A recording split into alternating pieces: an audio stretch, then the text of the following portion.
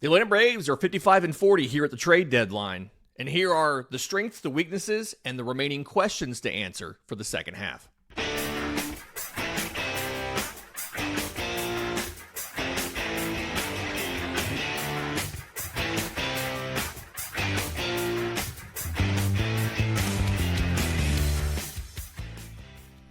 Yes, welcome on in to Braves Today, a production of the Belief Podcast Network and presented to you by FanDuel.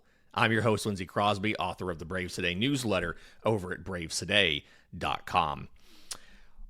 We're not at the halfway point of the season. I just, up front, everybody says the All-Star break is the halfway point of the year. 95 games in is not the halfway point. 81 is the halfway point once you've finished 81 games. That was 2 weeks ago. But let's take advantage of the off day right now to take stock in where Atlanta is, the strengths, the weaknesses, and what they need to work on going forward. If you want a more fleshed out version of this article, I wrote this up this morning over at bravestoday.com. A little bit of different format. It's called 5 Things I Believe About the Atlanta Braves Right Now, trying to lean more into the editorial voice, the columnist commentary voice from time to time. But let's talk about where this team is. Thing number one that I feel is that this offense can carry the Braves. Okay. I talked about this a little bit at the end of June.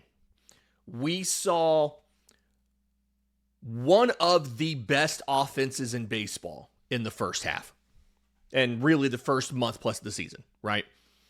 Through the end of April, Atlanta was number 1 in total runs scored.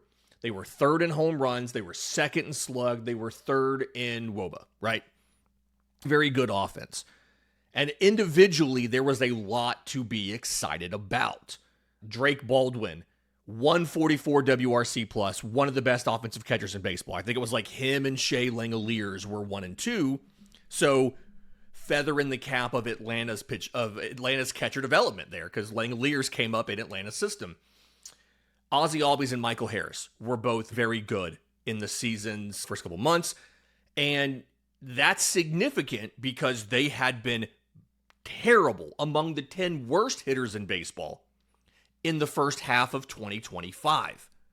If you look at it by WRC+, which is a really convenient way to look at hitting because it normalizes to 100, right? League average is 100 every year.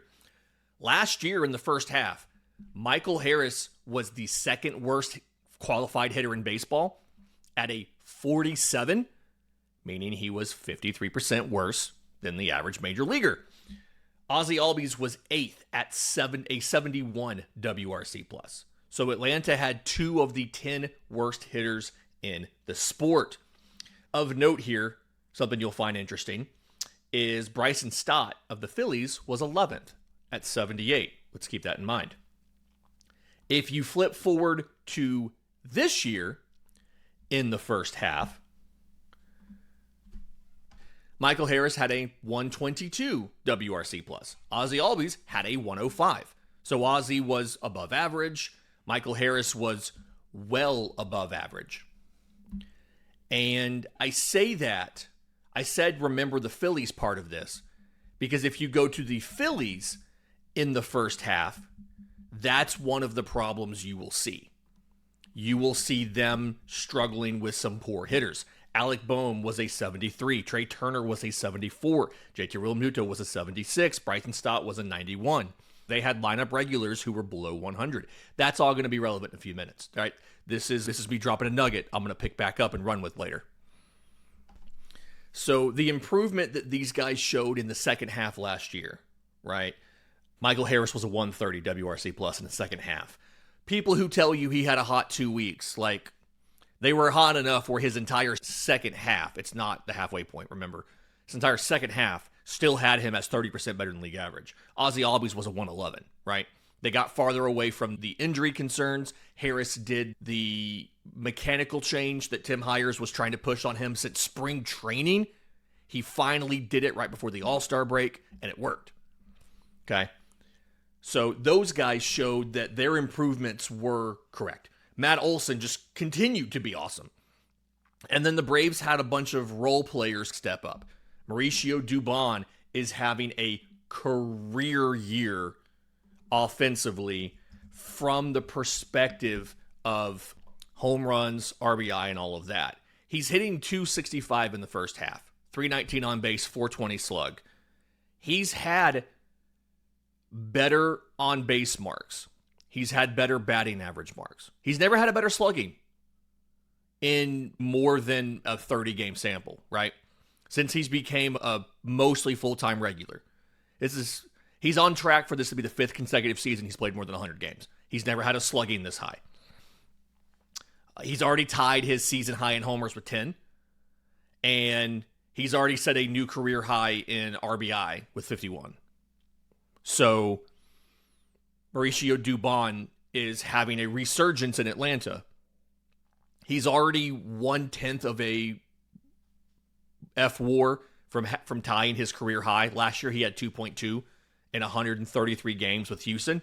He's at 2.1 in 91 games with Atlanta. As I've been saying over and over and over and seemingly over again, blue box this man already. Give him an extension. Keep him here for a couple years. I need to write up probably the comps here and what this would come out to from a price perspective. Like what is fair to give him that I think both teams would be happy with.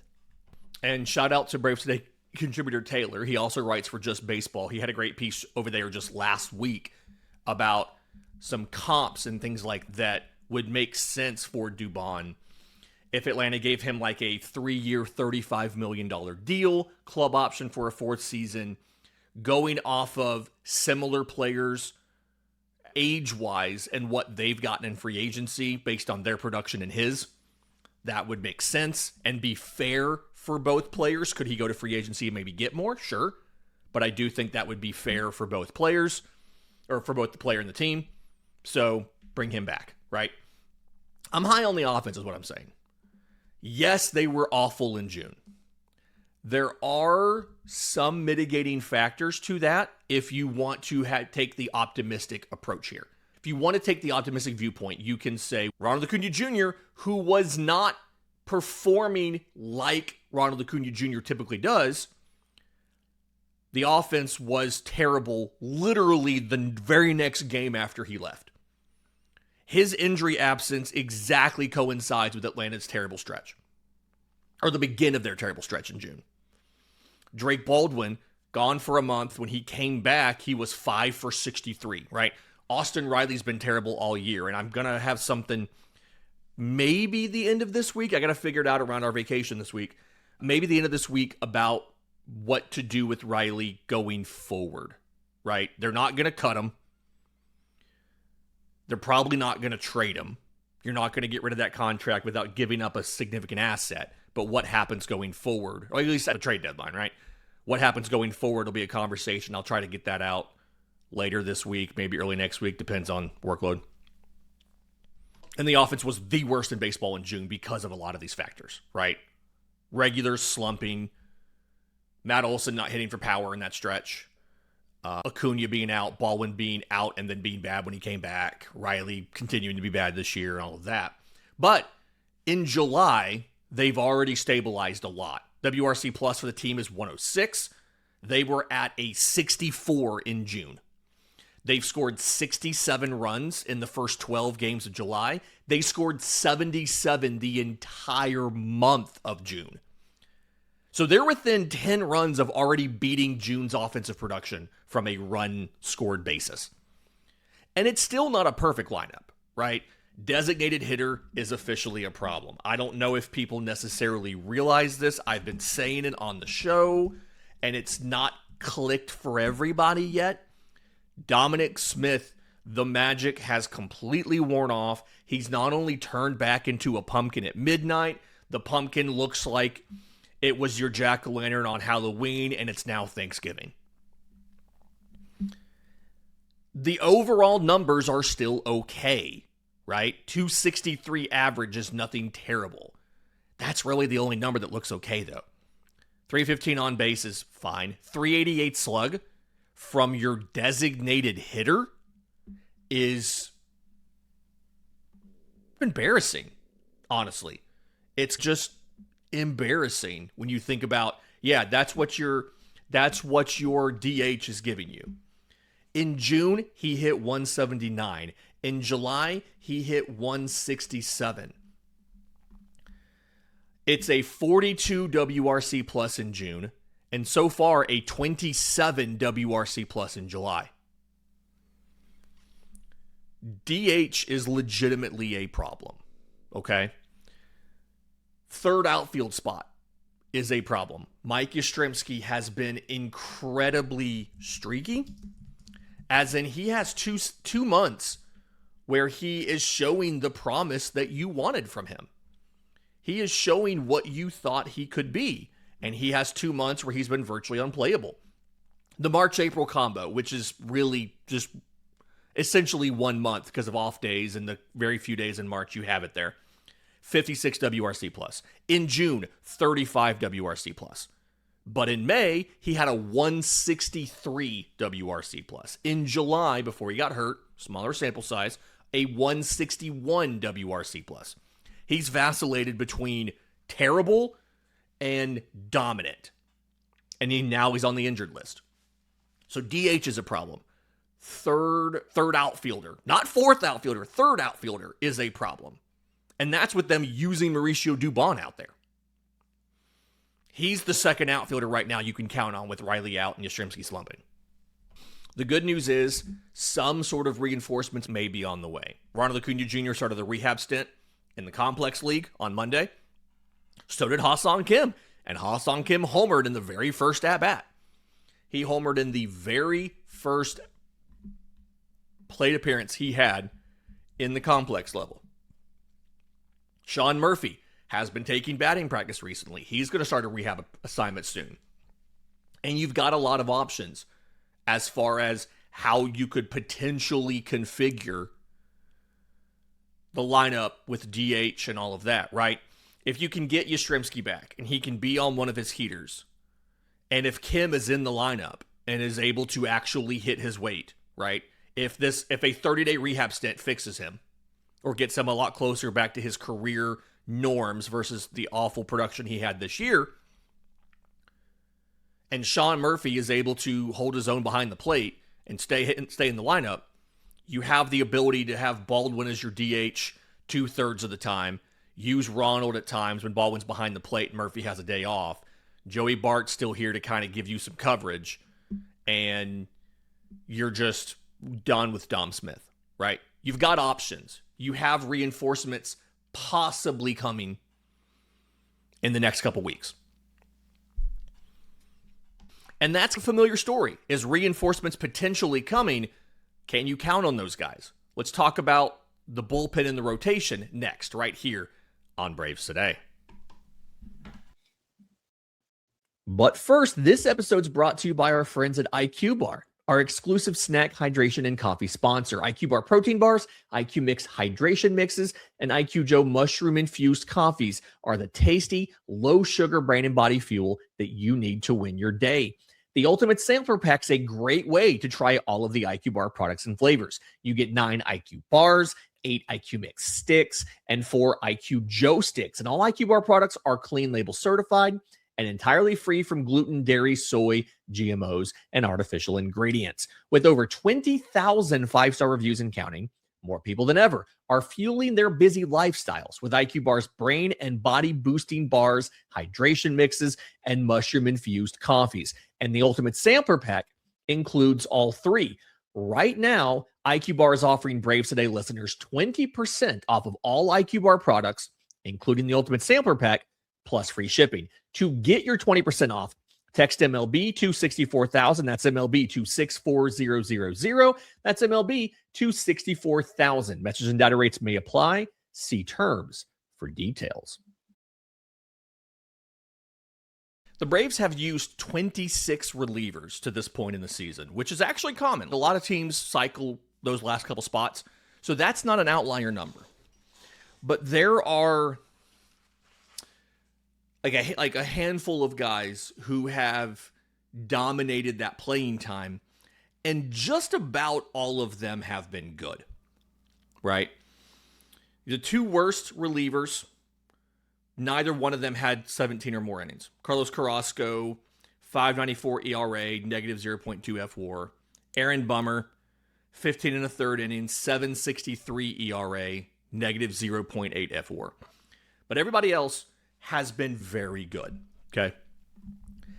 Depending on how you measure, you can make cases for a lot of Atlanta's relievers being among the best in baseball. Dylan Lee leads Atlanta's bullpen in Fangraphs WAR at 1.7. He leads them in innings at 43. He's appeared in 44 games, so we've played 95, so he's just under 50% of the team's games played. He's on pace to pitch 70-something innings this season, which isn't that wild, right? Didier Fuentes, as a reliever, is second with 34 and a third innings, 1.83 ERA, 1.2 fWAR. He's been very good.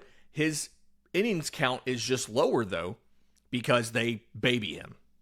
Baby gloves. I'm not saying they treat him like a baby, sorry. They handle him with kid gloves. I want to make sure I don't make it sound disparaging. I don't want to be Mark Bowman here. He's pitched back-to-back days exactly once this season. He's only thrown, again, 34 and a third innings, but he's been very good in that bullpen time that he's been out there.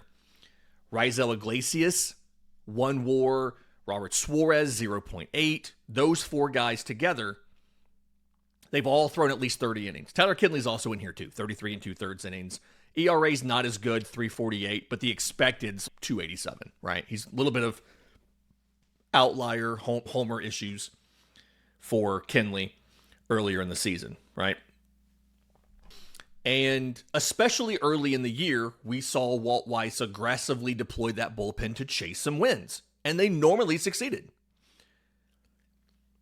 And I do think the practice, the idea of going to the bullpen early to chase a win, it's good that Atlanta did that for a few reasons. One, building the lead, right? They had a terrible June. They entered the All-Star break still up on Philly. We're going to get to Philly in a few minutes.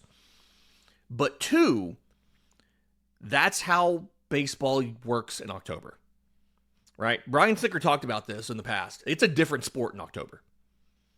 It's not actually an entirely different sport, but you play the game differently. You manage the game differently in October. And so what Walt Weiss did early in the year was attack regular season games like you would attack a postseason game. If there's a little bit of instability from the starter, pull them early, go to your pen, lock down a win. And that's a postseason blueprint. And he's backed off on that recently. I'll get to that in a second. But I do think it's important that Atlanta has done it, because that muscle memory doesn't go away for the postseason, right? And having the confidence, knowing that, hey, these are the guys that I can trust in these situations to go out and lock down an opposing offense. And I'm not going to say steal a win, but practically guarantee a win despite a slim lead or a marginal performance from your starter or whatever is very important. Now, he's backed off on that recently. I do have to ask if reliever health has been a factor there. Raisel Iglesias, Tyler Kinley, Robert Suarez have all spent time on the injured list. Suarez is on there right now. And then again, Fuentes, they've been really hesitant on how aggressively they've used him, and they don't want to use him on back-to-back days. So is that part of the reason that they backed off on this? Is they were concerned that it was connected to those relievers going down, right? Because overall, Atlanta's pen has not thrown a ton of innings. But like I said, Dylan Lee was on pace to play 45% of the team's games, which feels like a lot. And full disclosure, I haven't actually pulled the numbers to see, is that really a lot or not? It feels like it is. I haven't actually checked. Full disclosure there. I'll probably do that sometime during this break, provided I can get away from the pool and the kids to check that while we're on vacation this week. The other question, obviously, is if the rotation can get them there. And I do want to talk about that rotation because the Braves have used 11 starters this year, which isn't as ridiculous as last season's 19. Normally for Atlanta, they use, I say normally, 2021 forward, or maybe 2020 forward. Anyway, 21 forward. They normally use between 10 and 13 conventional starters every year. Last year was very clearly an outlier. They had to use 19 because of injuries and all of that stuff. But for the most part, the Braves are using 10 to 13 guys a season. If you go through all the names here, Danny Young was an opener. He was an opener in front of J.R. Ritchie on Sunday. Everybody else, even the one appearance from Jose Suarez, everybody else was essentially being treated as a conventional starter. So Atlanta's already used 10. And outside of Chris Sale, none of the rest of them have been, I guess the most charitable description you can use is adequate, right? Chris Sale obviously is your number one, provided health, for any postseason series, right? 2.20 ERA, 2.81 FIP. He's already worth 2.7 WAR.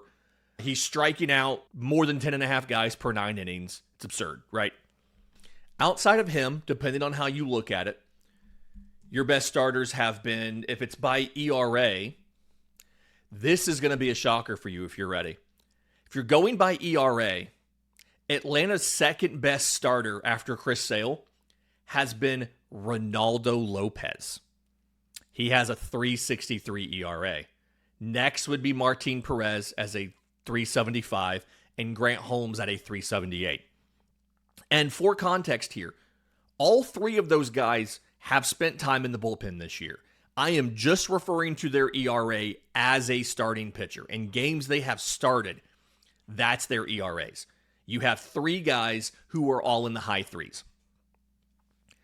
Every single one of them, their expected ERAs is in the high fours. So, outperforming the inputs for whatever reason it may be.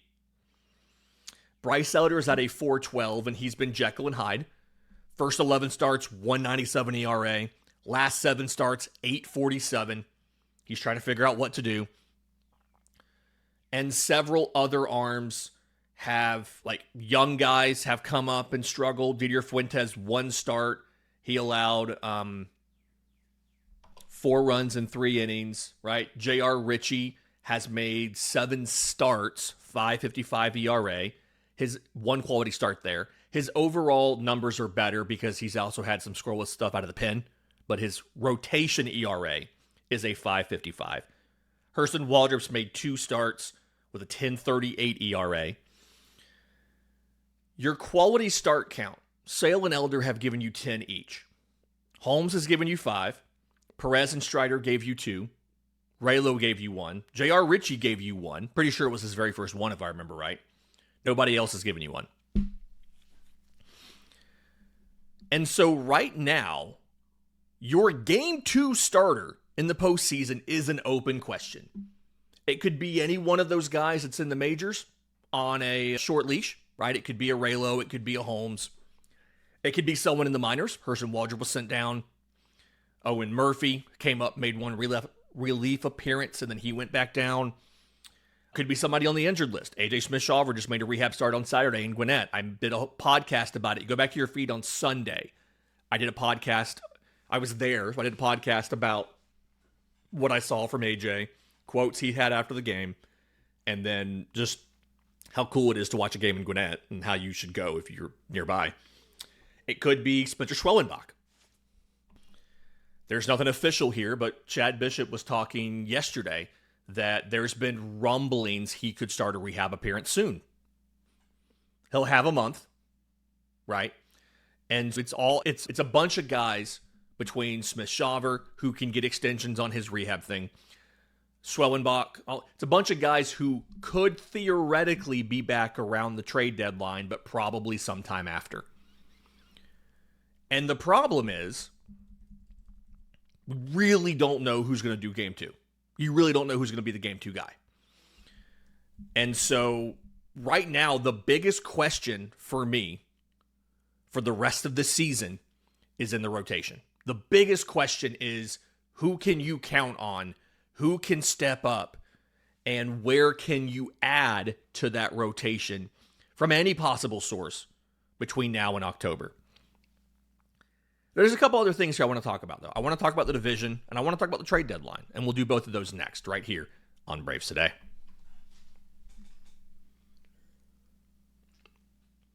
Final segment of Braves Today. Lindsey Crosby here. Let's talk about the division, because Atlanta was bad in June, 9-14, and there were a lot of fans who wrote them off, who said, we knew this was coming. They're going to be out of the division lead by the All-Star break. They'll have a losing record by the trade deadline, and they should blow it up and fire AA at the end of the year. They could still not be winning the division at the trade deadline. They could still have a losing record by the end of the year, but they're still in the lead at the All-Star break. So at least one thing there people said was wrong. And personally, I'm not ready to give up on the idea of Atlanta being able to win the division, okay? Because to me, when you look at this, the Braves survived their worst stretch of the season because Walt Weiss was aggressive early. The Braves are still in first place, despite going through their worst stretch of the season. And things aren't going to be super easy going forward. Atlanta has the 6th hardest strength of schedule remaining this year of any team in baseball. 6th hardest. Their remaining opponents have a .513 winning percentage. You know who has the 4th hardest strength of schedule remaining? Philadelphia. It's not much harder. It's a .514. It's literally neck and neck. But their schedule is just as hard as Atlanta's. They've been really good under Don Mattingly. Some of it doesn't necessarily feel completely sustainable, right? They're 54-43. Their run differential is still negative. It's -10, which projects out to a 47-50 record. So they're 7 games up, arguably on where they should be based on runs scored and runs allowed. And again, reminder, that is something that front offices look at a lot more than they look at your actual record. AA directly cited the run differential and the expected win-loss record last year in a radio appearance around the time of the Mets series when he was talking about they're looking at the trade deadline and who they could add. And people thought they were dead in the water, and we've underperformed where we should be. There's talent there. And then after that happened is when the entire rotation went down and the plan all went to hell in a handbasket. But they tried. Sorry, somebody just recently tweeted at me that her and her kid listened to the show. And I apologize for forgetting your name right this moment. Valerie, maybe? But also, I try not to cuss on the show for that reason, so my apologies there. Like, part of the reason Philly has that 54-43 record, they have a 19-6 mark in one-run games. It's an outlier performance. So, yes, they've narrowed the division lead. Yes, their starting pitching at the top of the rotation has been really good. You'll forgive me. I'm sorry. Yes, they have big bats and stars who can be very good and can single-handedly win them a game if you hang a pitch to Kyle Schwarber or Bryce Harper or whoever. But you'll forgive me if I'm not just automatically conceding the division to them in mid-July. Some Braves fans have. I'm not one of them. The back of their rotation has been just as bad, if not worse, than the back of our rotation. Right? Now, the flip side here is the front of their rotation's been better than ours. I'm not trying to sugarcoat that. Their rotation has issues, their lineup has issues in it, just like our lineup has issues in it. Alec Boehm has been a 73 WRC plus bat this year. Trey Turner has been a 74 WRC plus bat this year. He's barely walking. He's striking out a ton. Things are not going great. Bryson Stott's been below average. JT Realmuto looks to be the most washed that any 35-year-old catcher has ever looked. He is, I feel like I'm in a very competitive and deep dynasty league, and he's been sitting on the waiver wire for weeks. It's a 16-team league, and stars and pitching win this league, and nobody wants to touch JT Realmuto. Right now, if you go to Fangraphs and you look at the lineup for the Phillies, in their go-to starting lineup, they have 3 guys who are over a 100 WRC plus. Now, the problem is they're all well over, right? Kyle Schwarber's a 149. Bryce Harper's a 133. Brandon Marsh is a 123. But that's it. They have 3 guys. Their offense right now is Kyle Schwarber, Bryce Harper, Brandon Marsh, and the boys. Defensively, they've not been that great. So you'll forgive me if I'm just not conceding the division to Philly. Now, you're not going to stumble your way through the second half and be in first place. You're going to have to play. You're going to have to win it. And having a lead, I want to make this clear, having a lead of 2 games or a deficit of 2 games does not matter when you face Philly 7 times in September. Somebody asked me, aren't you concerned about the division lead dropping to 2 games? No. As long as you stay within 3 games of Philly going into September, that's all that matters. You can be down 2 games. It doesn't matter. You play them 7 times in the month of September. 3 at home. I think it's 3 at home and 4 in Philadelphia. That will decide the division, not where you are versus them in July. Again, you have to perform. You're not just going to bumble your way through the second half of the season and win the division. And also, this isn't the year to play it safe at the trade deadline. And this is going to be really tough, right? Because as of Tuesday morning, I say this like it changed since Monday, there's only 6 teams that are more than 6.5 games out of a wildcard spot. And that can change in a hurry. The Boston Red Sox were already buying, they had already packed Sonny Gray's suitcases to ship him out at the deadline back in late June. Since the last week of June, they've gone 14-2. They are now a half game out of the final wildcard spot in the American League. And one of the national reporters wrote a piece yesterday that said they're buying at the deadline.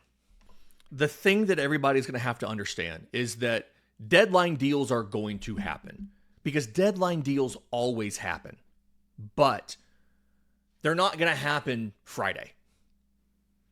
More than likely, all of the deals that are going to happen are going to be on the 1st or the 2nd or the 3rd. The deadline is 6 p.m. Eastern.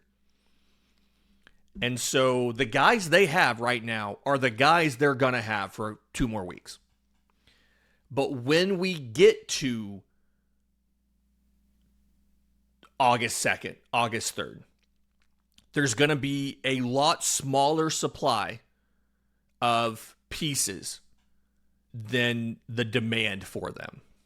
And the thing that I'm concerned about, the thing I think we need to avoid is Alex Anthopoulos has a very known and understandable tendency to balance the benefits of the player with the cost. And I'm not saying that's a problem. I'm not saying that you can't do that. But my concern is that we need to be prepared as fans and as a front office that deadline additions are going to cost more than we are comfortable with. And the thing about the Atlanta Braves is they have not been willing to go outside of their comfort zone on making additions, ever. right? Not in free agency, not in trades. They've not been willing to go outside of that comfort zone. It's a very disciplined view of player acquisition. And that's laudable. That is something that they should legitimately get credit for. There are so many teams out there that we look at. And when it comes to free agency, when it comes to some of the trades they've made, is you look and you say, oh man, these contracts or that trade package was very expensive. There are that free agent contract, right? The Padres payroll was a disaster. They have multiple players making $30+ million a year, and they're making it for 6 more years, and they're already not very good. Manny Machado's salary next year goes from $25 to $39 million. And he's signed through 2033. And he's not played like a guy who deserves $39 million or who deserves $39 million. His batting average went above 200 this week. His OPS plus is below 100. His OPS just now hit 7, right? 708. Just now got over 7. It's statistically the worst year of his career at age 33. Oh yeah, and he's signed for 7 more seasons. I mentioned how bad Trey Turner has been this season for the Phillies. He'll probably snap out of it, right? Not the first time he's slumped and been bad. He's signed through 2033 at $27 million a year. He's 33 years old, and this is already the second time in 2 or 3 seasons that he's been significantly bad for a while. And he's signed for 7 more years, right? It's not necessarily on its face a bad thing that the Braves have been very disciplined when it comes to acquiring talent, acquiring players via free agency or trade. But this season, this configuration of the Braves, where we saw what the offense is capable of, this version of the Braves deserves more than uber restraint when it comes to the trade deadline. If you want to add, and I think you need to add, it's going to be expensive. And I think we need, as an organization, as fans, we need to be prepared for that. I'm not saying to sell the farm. I'm not saying to trade Eric Hartman for a rental. But what I'm saying is one of the core tenets of AA's tenure has been unwillingness to make uncomfortable deals. And that's going to have to lighten up this year, or you're not going to be making additions at the deadline. Because it is a seller's market. There are very few teams that are already out of it, and there will be significantly less teams than usual who decide to sell. You're going to have to pay. And what I don't want is to miss on an opportunity to strengthen this roster because we're trying to preserve a competitive window in 2029, for instance, right? Again, I'm not saying sell the farm. But I'm saying prices are going to hurt this year, and we need to be upfront with, hey, it's going to hurt. We're going to have to make deals anyway. I genuinely, in my heart of hearts, think that this is a World Series contending team. FanDuel agrees with me. Third best, Braves Today sponsor FanDuel. Third best odds to win the World Series belong to the Atlanta Braves. Plus 1,100, right? LA's the favorite at plus 170. Yankees are at plus 550 because the American League's awful, even though I don't think the Yankees are very good. I think that's just to get money from Yankees fans. Third best, Braves at plus 1,100. It's a World Series contending team, whether or not some of the worst Braves fans you know want to admit it. I can't tell you how many people have showed up in my comments and insulted me for not being willing to admit that this team is all frauds and we should tear it down and fire AA. And I'm not doing that because I don't genuinely believe that. Is it a perfect roster? No. They're flawed. They have problems when they're bad. But the core of this roster, when it's a healthy Ronald Acuña Jr., with Drake Baldwin, with Matt Olson, with Chris Sale, with a healthy Spencer Schwellenbach, the core of this roster is a championship contending group of talent. And I think they can get back there this year. So enjoy the All-Star break, right? We're going to get back after it on Friday. We've got 67 games left before we get to the postseason. And once we get there, you got to win a couple series and you host a trophy. And let's hope that we do everything possible to make sure this team is best suited to do that. That'll do it for Braves Today for Tuesday, July 14th. Please like the video. Please subscribe both here and at bravestoday.com. We had a bunch of draft content from me and from Taylor and a lot more stuff coming up for the stretch run. We're gonna be here every single day until the Braves either win the World Series or get eliminated, hopefully late in October. Until next time, this has been Braves Today.